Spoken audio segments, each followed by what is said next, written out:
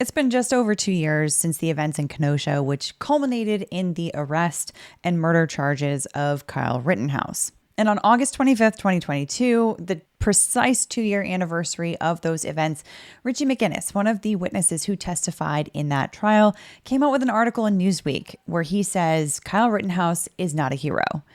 This has resulted with some reactions, both positive and negative. And I have some thoughts. Let's get into it.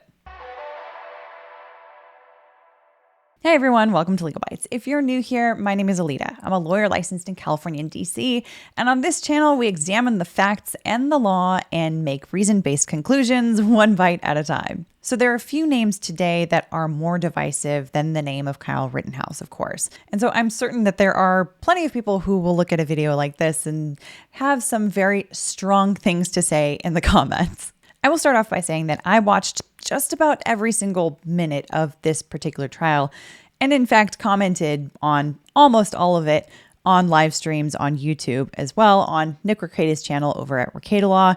And I started off coming into this case really not knowing that much of the finer details, so not really having an opinion as to who should win and who should lose, whether he should be convicted or whether he should walk free. And not even halfway through the trial, it was relatively clear to me that he had actually acted in self-defense. Correct. It wasn't until you pointed your gun at him, advanced on him with your gun, now your hands down, pointed at him, that he fired, right?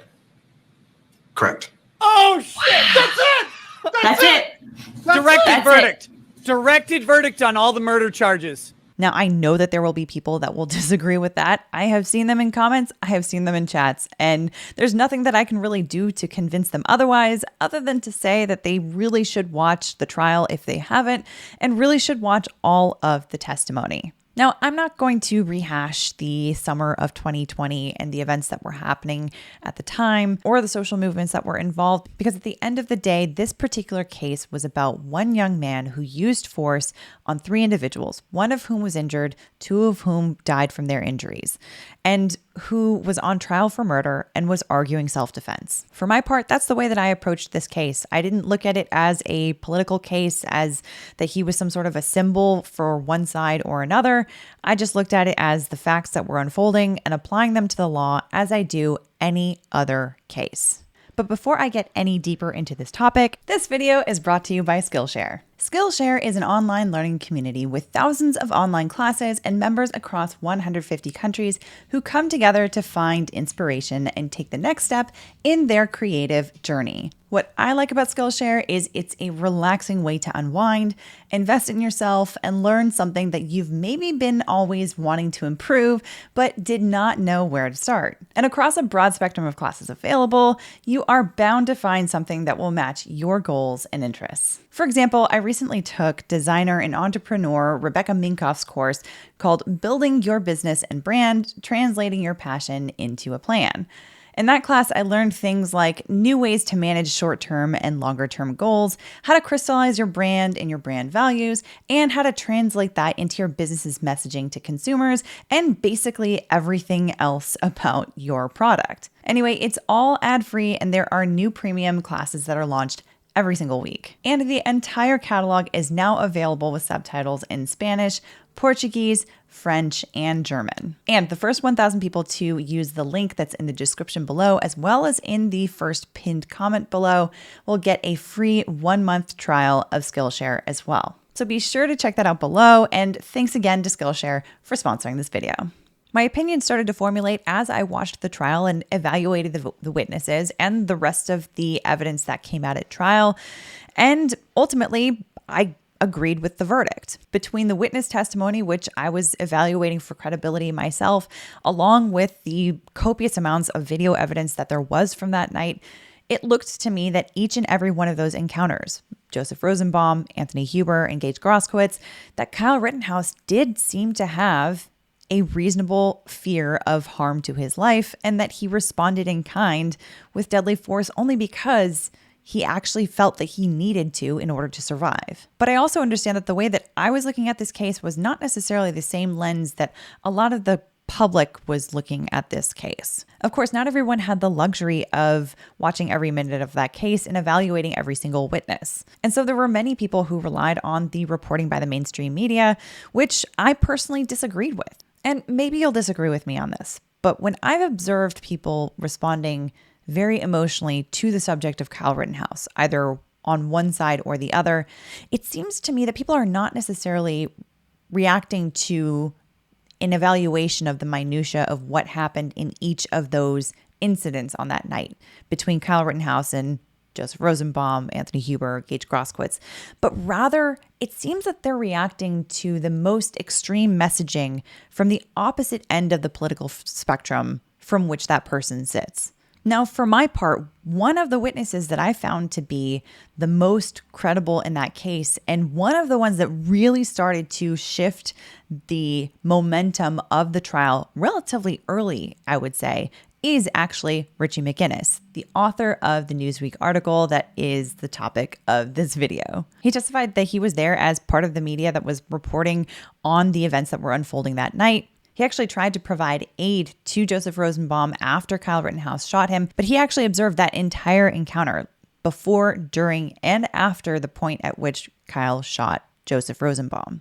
And ultimately, the main takeaway that I got from his testimony was that Kyle was trying to avoid using any sort of force. He was trying to run away. He was trying not to aim his firearm at Joseph Rosenbaum, and it wasn't until Joseph Rosenbaum actually lunged towards him, tried to get his gun, and ultimately was shot by Kyle Rittenhouse. At any point, did you hear Mr. Rosenbaum say anything about the defendant's gun? I did not know. He never said, I want your gun, I'm going to take your gun, give me your gun, I'm going to steal your gun, anything along those lines? I didn't hear anything like that, no. And you've already established that after the shooting, Mr. Rosenbaum never says a word, correct? Correct. You don't know, as you sit here today, what Mr. Rosenbaum was thinking, do you? You mean at the time of the shooting? Yes. Or at any point in his life. I mean, you have no idea what Mr. Rosenbaum was ever thinking at any point in his life. You have never been inside his head. You never met him before. You don't know. I've never exchanged words with him, if that's what your question is. So your interpretation of what he was trying to do or what he was intending to do or anything along those lines is complete guesswork, isn't it? Well, he said, "F you," and then he reached for the weapon. Now, that's the facts that came out of Richie McGinniss. But the reason why I found his testimony to be so credible was that he gave such a straightforward account of what happened that night. There were some other witnesses in that trial that seemed to have other underlying ulterior motives, whether political or whether business-wise or what have you, that seemed to knock down their credibility. But Richie McGinniss was one who did not give me that impression at all. It seemed like whether there was information that was good for Kyle Rittenhouse or bad for Kyle Rittenhouse didn't really matter to him so much as just giving the facts as he remembered them. And so when you're thinking about how 12 strangers who are completely objective on this, hopefully completely objective on this, if the jury selection process has been done in the way that it's designed to be done, then you have 12 people that are evaluating a witness for exactly that. And so ultimately, that's the best kind of witness to have, is someone who had a good perception of what was happening during the events that were unfolding, someone who has a good memory of those events, and someone who doesn't have an underlying reason to bend some of the facts in one direction or another. Ultimately, I found him to be an incredibly credible witness, and it looks like the jury did as well. So now fast forward from November 2021, the time of the trial, to now, where Richie McGinniss has just published an article from Newsweek, and there are a lot of reactions to it. Let's take a look at the actual Newsweek article, because part of me thinks that a lot of people are reacting to the title and not necessarily the substance of the article itself. So let's go through it in depth. So the title of the article says, "I was in Kenosha 2 years ago. Kyle Rittenhouse is not a hero."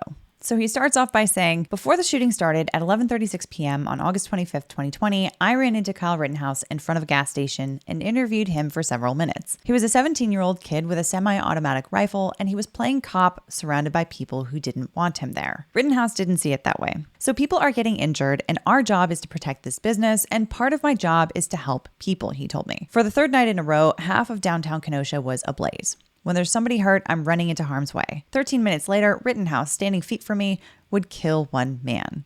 A few minutes after that, he'd kill another. Then he'd maim a third. I took off the Black Lives Matter t-shirt I chose that night to blend in with the crowd and used it to staunch the wounds on the first shooting victim, Joseph Rosenbaum. Stumbling across the street carrying Rosenbaum with another man, my hand slipped on slippery sweat and blood, and we nearly dropped him as we loaded him into the rear of a nearby Dodge Durango. We had to leave the back door or tailgate open to make room for both of us. One of my arms was gripping the backseat headrest so I wouldn't fall out, and the other was cradling Rosenbaum's bleeding head and back. Protesters kept trying to climb into the SUV. I couldn't see who was punching me, but the blows kept coming. I kicked someone trying, furiously, crazily, to grab onto the rear bumper as we raced to the hospital. When we finally got there, we stopped at the bottom of a ramp leading to the ER. I tried not to cry as we waited for the metal security door to open. It's gonna be okay, bro, I told Rosenbaum. We're gonna have a beer after this and laugh about it. It was hard to hear my voice over the sounds of Rosenbaum struggling to breathe and gargling blood instead. As we pulled up to the hospital, I watched Gage Grosskreutz limp through its doors. A police officer held his butchered arm. It was a mangled mass of flesh and bone, not fully amputated, but not quite an arm. I didn't know it at the time, but Anthony Huber was lying dead on the pavement just outside the hospital. All three of Kyle Rittenhouse's victims, Rosenbaum, Huber, Grosskreutz, on a little swatch of concrete draped in flashing lights. All four of them, Rittenhouse and the three men he'd shot, were about to be manufactured by the media machine into caricatures of the people that they really were. Today marks 2 years since that night.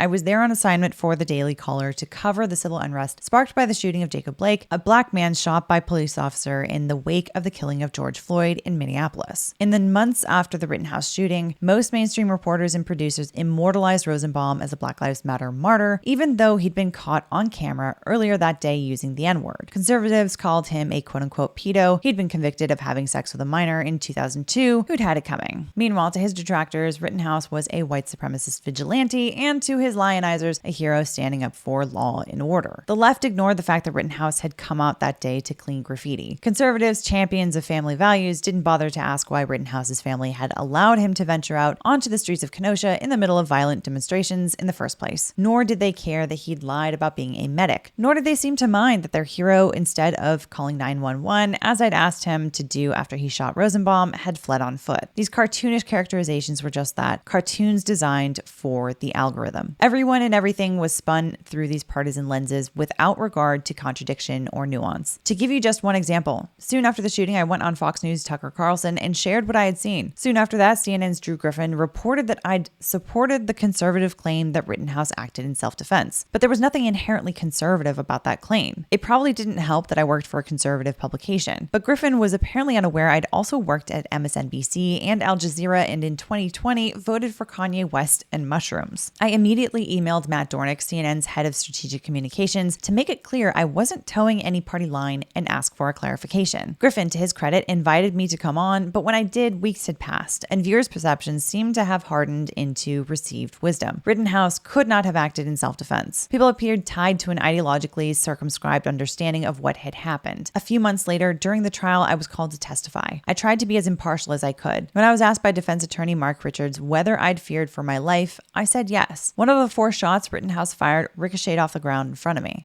Were you fearful of Mr. Balch and Mr. Rittenhouse? At the time that I was walking with them? Yes. I was fearful of the potentiality that, those weapons would be used. So I would say I was elevated in terms of my assessment of the risk involved in the situation. But I wouldn't say that I was specifically fearful of them individually. I was fearful of what might happen. When I was asked by prosecutor Thomas Binger how I could have known Rosenbaum's intentions, I said, Well, he said, "F you," and then he reached for the weapon.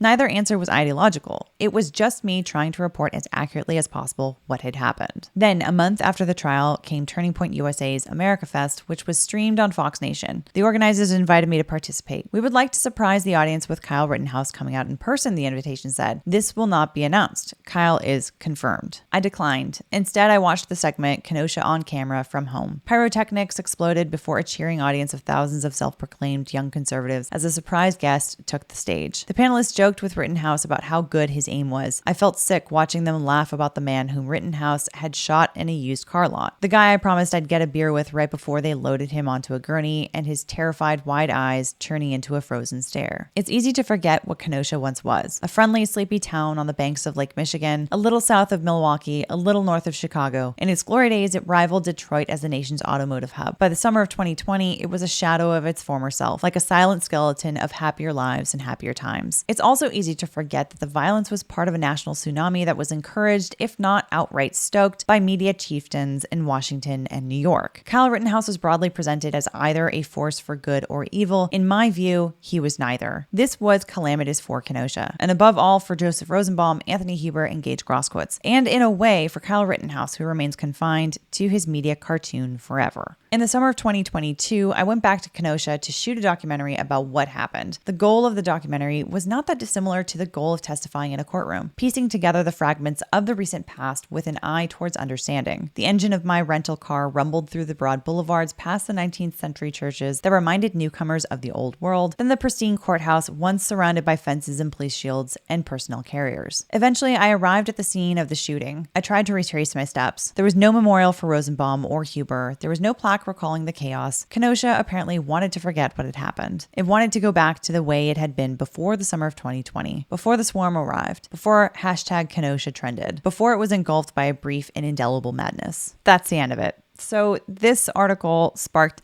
some definitely strong reactions, both on one end and on another. There were those who responded on Twitter, "Thank you. Thank you, thank you. He was not supposed to even be there in the first place. The fact that he's been lionized is terrible. And this is just an awful, horrible situation in general." Then there were those who responded on the opposite side that said, "How dare you? This is a travesty. This is outrageous. You're supposed to be a witness who testified in favor of Kyle Rittenhouse.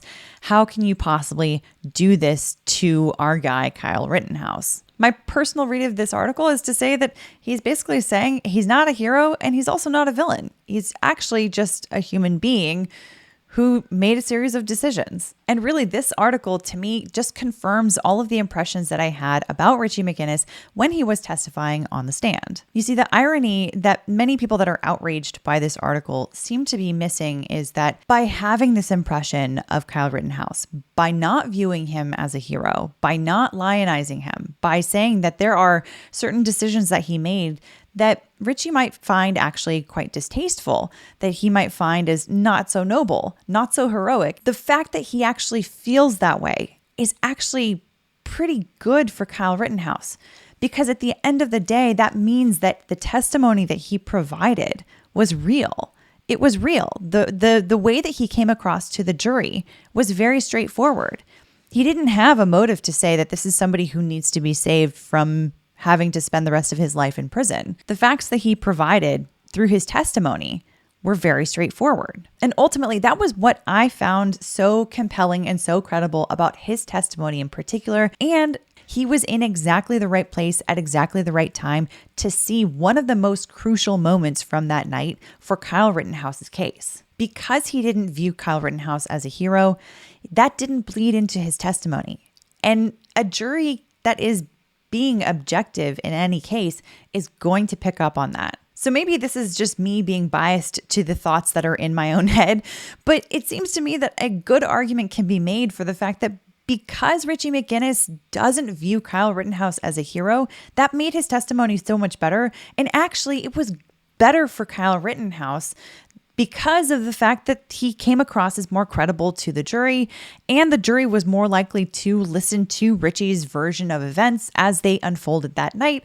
And that ultimately helped convince the jury that Kyle was actually acting in self-defense. So Is Kyle Rittenhouse a hero? Is he a villain? Is he something else? A lot of that depends on your perspective and which of the series of events you are looking at. Richie talks about the fact that Kyle didn't call 911 when he asked him to after shooting Joseph Rosenbaum, but instead ran off. Plenty of people can come to the defense of Kyle on that one and say, hey, he had a bunch of people that were running after him, and he was legitimately afraid that his life would be taken that night, especially after taking an action such as that. Then, of course, there are plenty of people that criticize Kyle for being there in the first place as a 17-year-old young man carrying a firearm into what he knows is going to be a dangerous situation. Plenty of people argue that that was actually provoking danger even more so. Whether you agree with that is completely dependent on your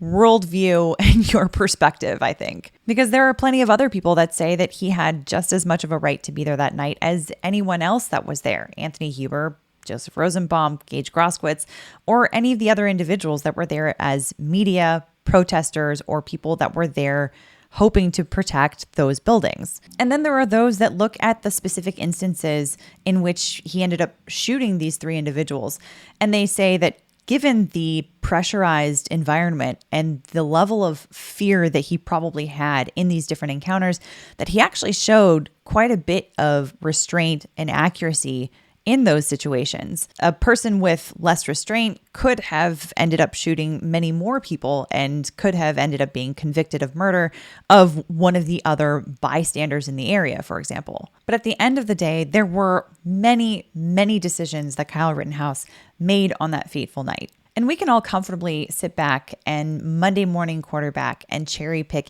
each and every one of those decisions and determine whether that was a heroic decision or whether that was a villainous decision. But the reality is that most of us were not there that night. Most of us have never been in a situation like that and hopefully never will. And from my perspective, no one is plainly good or plainly bad. All of us make decisions on a daily basis that anyone can look at and cherry pick and determine whether we are a good person or a bad person. The benefit that most people have is the ability to make those decisions in private and not have an audience of people to examine and pick apart each and every element of those decisions. And the way I see it, he's a kid who's barely an adult at the time of the trial, who has been thrust into the role of a public figure overnight by events that will undoubtedly follow him for the rest of his life. And all of this is happening for him at an age where who he is as an adult is still yet to be discovered.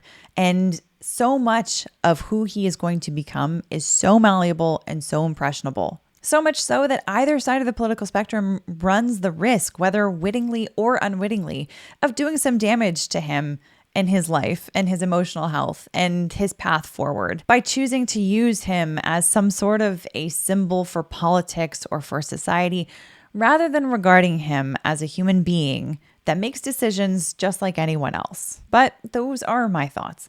What do you think? I'm a little bit afraid to ask because I know that there are likely to be some very emotional responses to this video. But regardless, I want to hear them. Let us know in the comments down below. And otherwise, if you enjoyed this or found it informative or thought-provoking, please do give it a like. It does help us with the YouTube algorithm gods. And if you haven't done so already and you want to see more content like this, be sure to hit the subscribe button and the notification bell so you can find out when the next video is uploaded. See you in the next video.